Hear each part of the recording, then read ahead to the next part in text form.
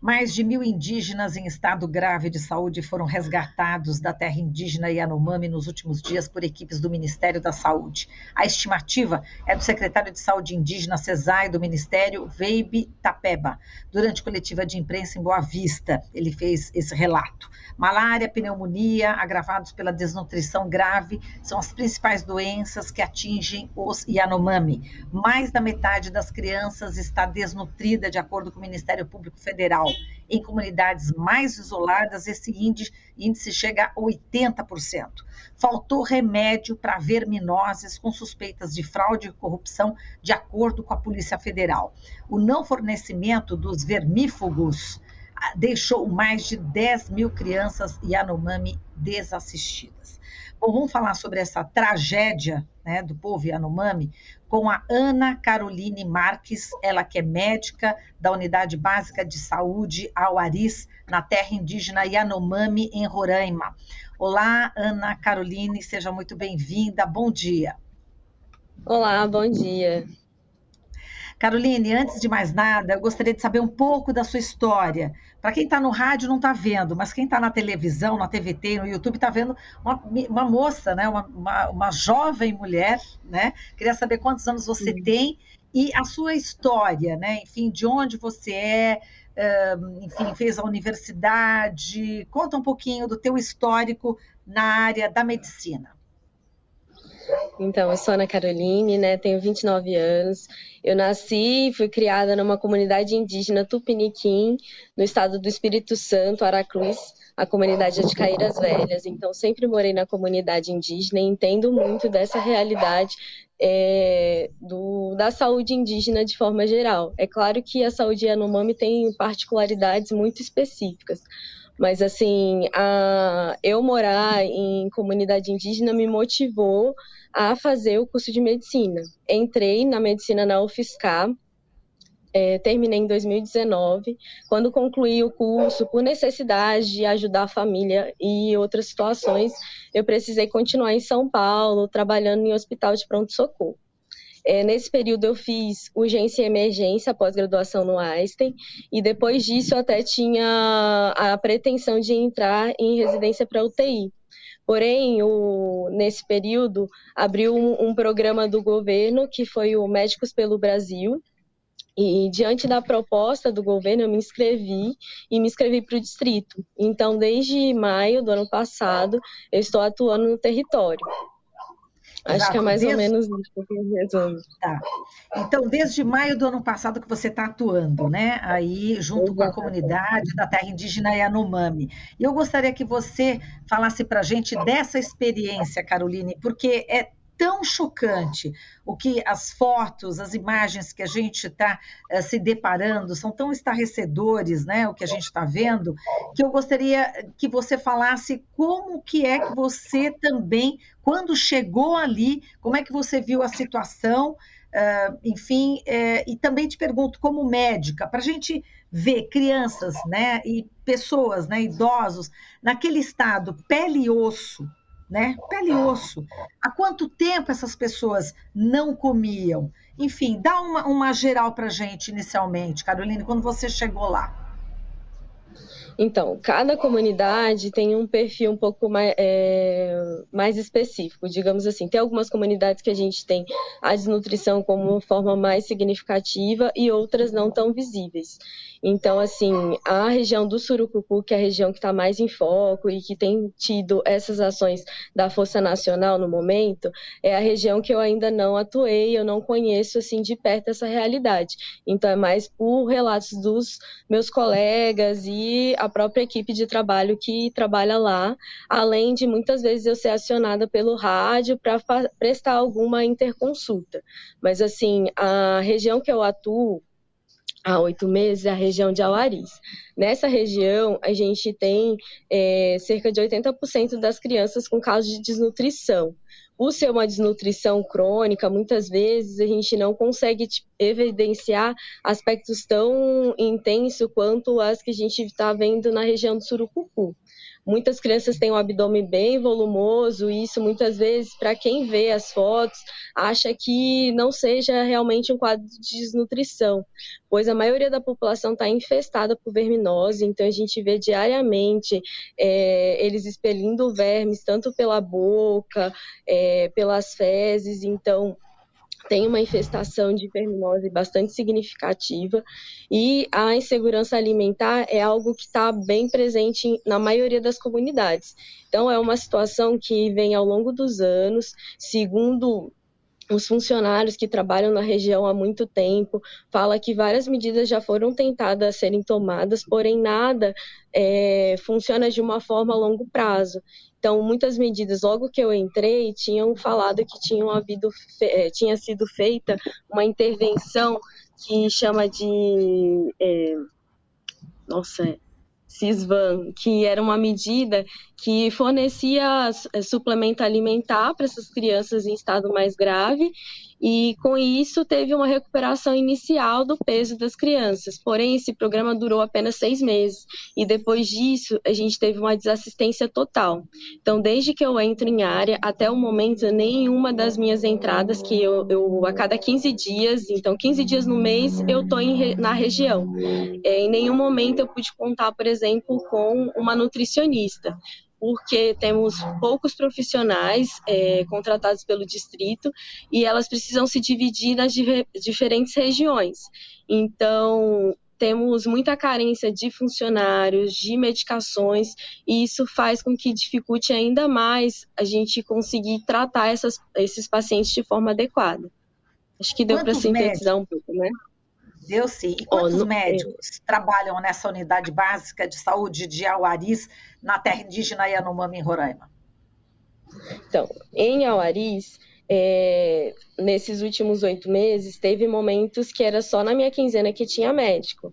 Então, acho que foram 3 meses que essa situação aconteceu. Fora, nos outros meses, a gente pôde contar com outro colega, que nem sempre foi o mesmo. Então, a gente tem um rodízio significativo de profissional. Isso dificulta muito a gente fazer uma atenção primária de qualidade. Então, acaba que por falta de profissional para abranger assistência para todo o território, é preciso fazer rodízio dos profissionais que temos. Então, por exemplo, nessa próxima entrada, eu já não entro para Auaris, eu vou para uma outra região. Eu vou para a região de Maturacá. Um pouco por minha solicitação, porque chega um momento que a gente vai ficando esgotada fisicamente e emocionalmente. Então, eu vi que eu estava criando um vínculo muito grande com a comunidade, chegou um ponto que estava interferindo no meu bem-estar. Então, solicitei que eu fosse trocada de região para tentar recomeçar e não ter um vínculo tão intenso, porque é muito triste, assim, a gente acompanhar um paciente que eu acompanho desde o pré-natal, vi nascer, tratei uma pneumonia, e de repente a gente vê um alavanche de malária, assim, que está acometendo desde uma criança de 10 dias de vida até um idoso, e ver um cenário assim de óbito por malária, entendeu? É muito triste. E isso fez com que eu pedisse para mudar de região, pelo menos para tentar ver se esse aspecto emocional diminuísse um pouco, sabe? Mas eu sei que, de certa forma... Pode falar. Não. De certa forma, desculpa que eu te cortei. Diga lá. De certa forma, esses vazios assistenciais, a ausência de medicação, uma equipe incompleta, a gente tem em todo o território. Então, eu já tentei algumas vezes solicitar que a equipe fosse maior, porque trabalhar e buscar fazer atenção primária e ainda ter que dar atenção às situações de urgência e emergência é esgotante. Então, a gente precisa de um número de funcionários mínimos para a gente conseguir ir na comunidade, fazer pré-natal, atender puericultura e, além disso, atender as demandas espontâneas, que não é simples, não é apenas uma tosse que eu vou mandar para casa. Muitos eu tenho que internar, manter em observação, fazer medicação de horário, e muitas vezes realmente oferecer um suporte e aguardar a remoção para a cidade. cidade. Então, não é um cenário simples de trabalhar. Eu gostaria muito que isso fosse levado em consideração e que os profissionais que estão lá, eles dão tudo que pode para oferecer a melhor assistência. Então, a gente tem visto muito da mídia em si, que fica a impressão de que nós não estamos fazendo o nosso melhor. E sim é porque falta de tudo. Falta desde uma luva até um barco para a gente visitar as comunidades, resgatar os pacientes mais graves. Falta alimento, falta medicação, falta profissional, falta assistência de forma geral, sabe? Entendi. Caroline, você está levantando esse aspecto que é muito importante, o aspecto psicológico, né? Quando que chegou esse momento, por exemplo, dessa sua decisão, né? Deve ter ocorrido tipo a gota d'água, né? Eu acredito. Enfim, são vários fatores que você acabou de falar, mas deve ter um fato que falou, não consigo mais. Quer dizer, você está sendo muito sincera, você está sendo uma profissional que está sendo, inclusive, afetada por tudo isso que está acontecendo, né, ficando doente também emocionalmente, né, Caroline? Eu queria que você falasse sobre o que te levou exatamente a essa decisão de pedir esse afastamento desse local, o Aris, para um outro local.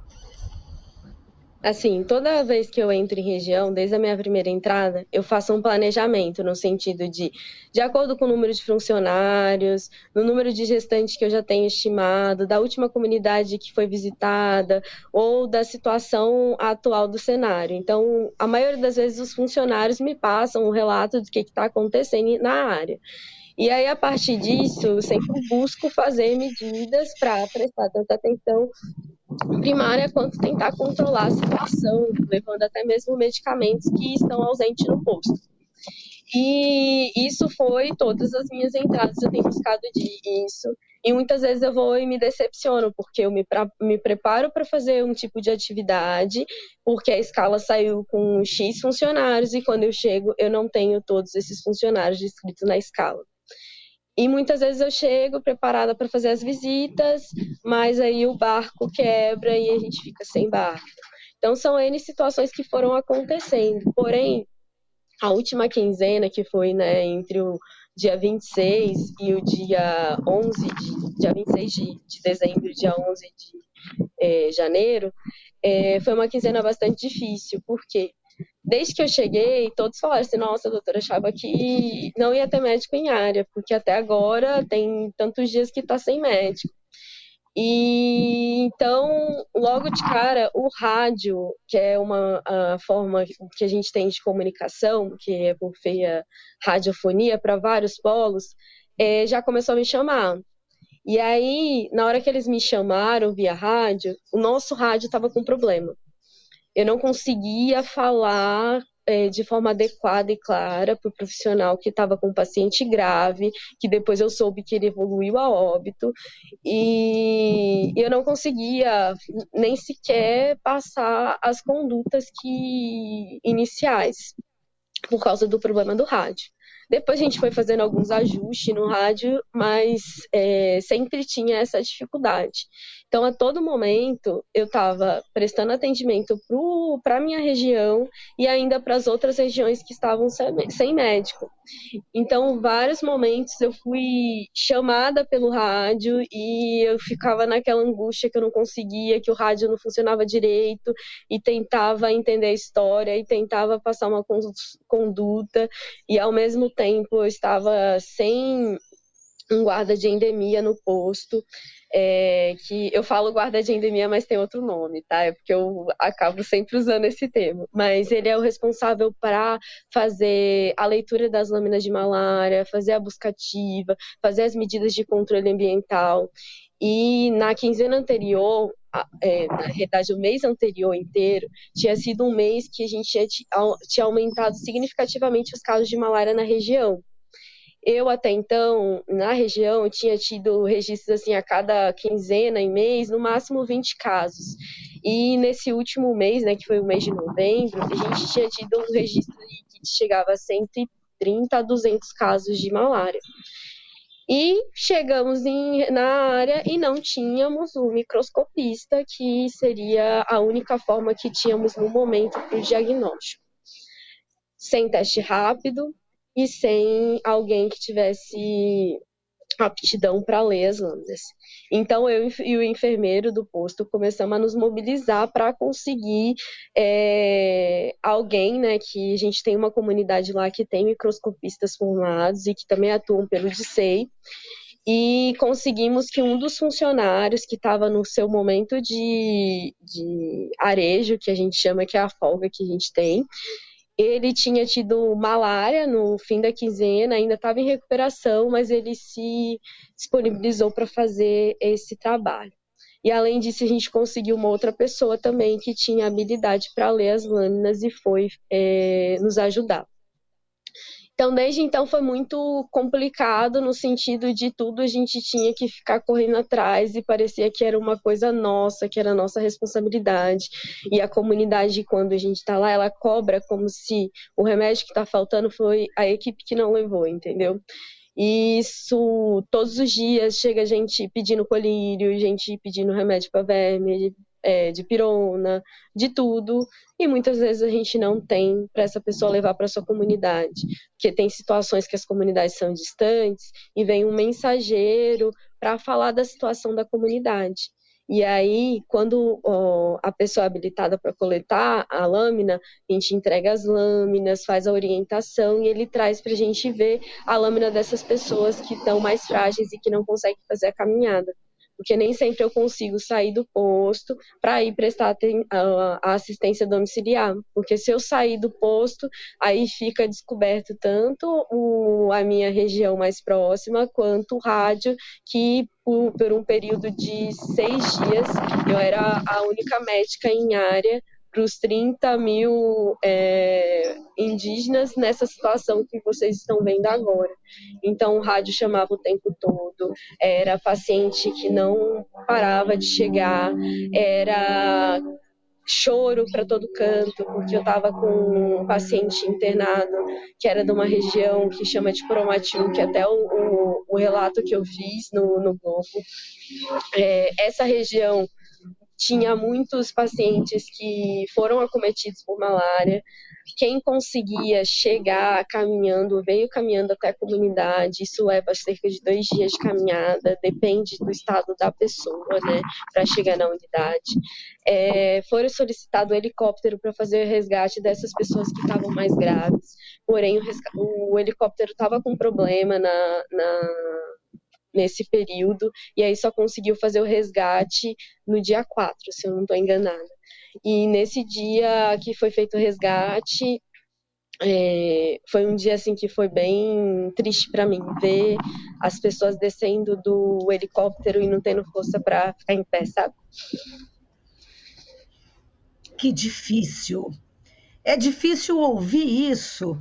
Eu imagino você falando isso e vivenciando isso, Caroline.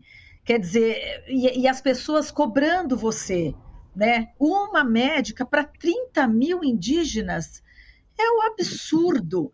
Cadê as Forças Armadas? Cadê faltando helicóptero, barco? Cadê o Exército? Cadê a Marinha? Cadê a Aeronáutica? Onde estão, né? Quer dizer, agora existe uma força, né? A Força Nacional do SUS já está a caminho, mas de qualquer forma você já vivenciou tudo isso, né, Caroline? E eu quero te parabenizar, te agradecer como cidadã brasileira. Simplesmente eu sou uma cidadã brasileira e vendo o seu relato, ouvindo o seu relato, eu me comovo com você. Eu me coloco no seu lugar e me coloco também no lugar desses indígenas. E eu acho que é o que você faz, essa empatia que você tem, né, Caroline? E que você, enfim, quando não tem remédio, o que você faz? Quando não tem comida, como é que fica exatamente todo esse drama do profissional da medicina, né? Queria que você continuasse aqui a sua fala, Caroline. Então, e aí, assim, eu gosto muito de reforçar que a participação da equipe é fundamental, assim. um trabalho em equipe, você tem numa equipe que eu falo meu enfermeiro não no sentido pejorativo, que eu sei que atualmente na mídia tem corrido isso, mas eu falo no sentido de pertencer a uma equipe, entendeu? Então eu falo que ele fala que eu sou a médica dele e eu falo que ele é meu enfermeiro, então é no sentido de pertencer. E a gente tá lá, a gente passa um período de convivência íntima, então a gente acaba querendo ou não, vivendo, a gente fala até que é uma situação de Big Brother, né? Que tem muita, a gente tem que lidar com as diferenças do outro, porque a gente vai morar num local junto por um período aí de 15 dias quando é com o médico e 30 dias o restante da equipe. Então é uma equipe muito guerreira, sabe? Que eles abrem mão de muita coisa, passam 30 dias no território, ficam longe da sua família, a maioria das pessoas tem filhos e vão para essa situação, sabe? Muitos polos não têm uma infraestrutura básica, então o polo de Auari, todos falam que é um dos que tem a melhor estrutura. Então, lá eu tenho água de poço, tenho banheiros, tenho quarto individual para o médico, para o enfermeiro, mas existem polos que não têm a condição mínima nem de uma água potável para o funcionário ingerir. Nesse caso, ele tem que levar da cidade para lá. Tem situações que até mesmo a água para tomar banho tem que pegar do rio para conseguir tomar banho. Tem, assim, N situações, assim, desde que as casas já estão com as estruturas bastante precárias, a situações, assim, simples como uma água de boa qualidade, né? Não só para a gente como funcionário, mas também para a comunidade, porque precisa de medidas de saneamento básico, porque não dá para a gente continuar apenas fazendo medicações para verminose e não agindo exatamente no problema. Então, eu vejo comunidade onde que eles tomam a mesma água que eles tomam banho, eles bebem uma água que você, a olho nu, consegue perceber que não tem uma qualidade adequada. Então, assim, uma medida somente pontual, no sentido de emergente, sem um planejamento, pode talvez não conseguir abranger toda essa complexidade que a gente tem passado. E isso acaba até mesmo falseando a ideia de que nós não estamos fazendo o máximo que a gente pode. Então, vivemos condições difíceis de trabalho, deixa eu ver mais o que, falta medicação.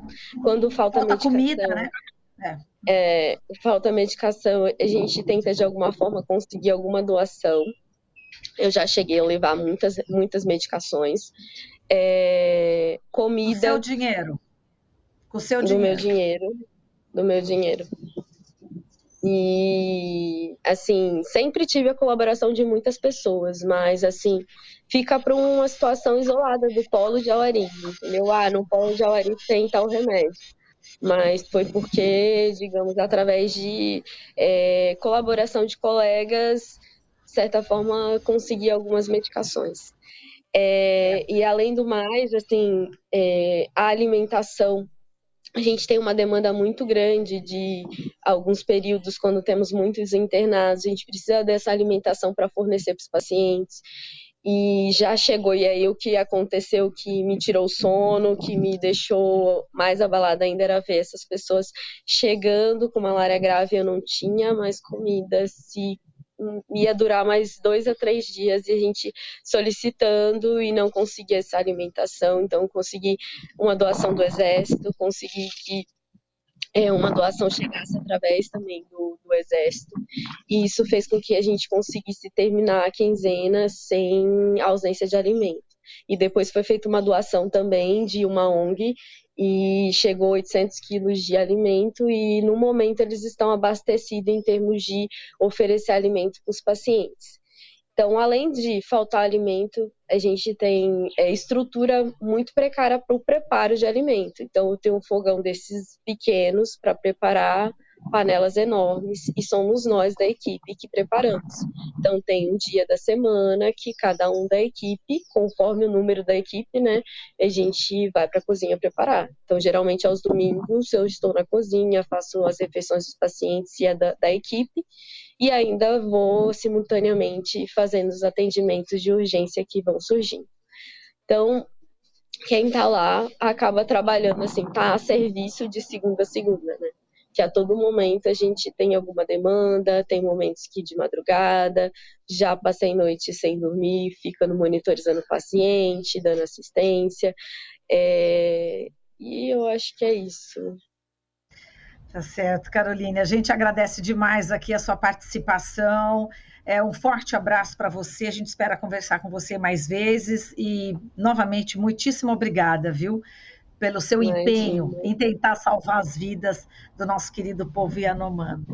Um forte abraço, um beijo para você. Só uma ressalva, tá? Porque, assim, como teve essa situação que realmente eu fiquei sendo a única médica dando assistência, né, no território, a gente tem uma equipe que, acho que no momento estamos com 8 médicos.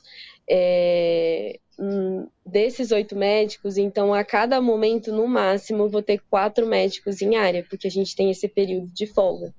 E aí esses médicos são distribuídos nos polos com maior necessidade. Então, geralmente, são os polos de Maturacá, Surucucu, algumas regiões de Missão e Auaris, que geralmente são as regiões que eles procuram manter um profissional em todas as quinzenas. Porém, por causa desse déficit significativo, eu falo que 8 profissionais é muito pouco, tanto assim, médico, quanto do restante da equipe, assim, igual a previsão é que eu vou entrar com 4 técnicos para Maturacá e eu já não sei muito bem como que será essa situação. E a gente tem uma assistência que vai vacinar, pesar criança e ainda atender tudo isso que vocês estão vendo. Então, se numa rotina de UBS, muitos já falam que é desgastante, pesado, imagina você com uma equipe mínima dessa, no meio da selva, sem os recursos mínimos e com uma equipe mínima, entendeu? Então, assim, acho que todo mundo que trabalha nessa causa e que vai com empenho merece também essa gratidão da população, esse reconhecimento, porque realmente, sabe, a gente adoece em área porque a gente tenta fazer o máximo e a gente vê que muitas vezes não é reconhecido nem pelos próprios indígenas, porque eles não entendem muito bem o que está acontecendo no sentido, né, que assim, a culpa assim, você não trouxe, doutora, o colírio, essas coisas assim, entendeu? E parece que a gente está negando alimento para eles, só que na realidade a gente está tentando fazer um planejamento de forma que a gente consiga dar assistência para eles até terminar uma quinzena, até terminar um mês. Então, falta planejamento, falta investimento, falta as coisas básicas para essa comunidade. É isso. Tá certo, então. Muito obrigada, Caroline. Um forte abraço para você. A gente vai mantendo em contato para a gente saber como é que está a evolução, né, desse atendimento, tá bom? E melhoras para você também. Trazer boas notícias. Tá certo. Ótimo, querida. Um abraço. Até mais. Falamos aqui com a Ana Caroline Marques, médica da Unidade Básica de Saúde Auaris, na terra indígena Yanomami, em Roraima. Você acabou de ouvir Jornal Brasil Atual. Movimentos sociais, política, direitos humanos, economia, mundo do trabalho, cultura e prestação de serviço. Jornal Brasil Atual. As notícias que os outros não dão.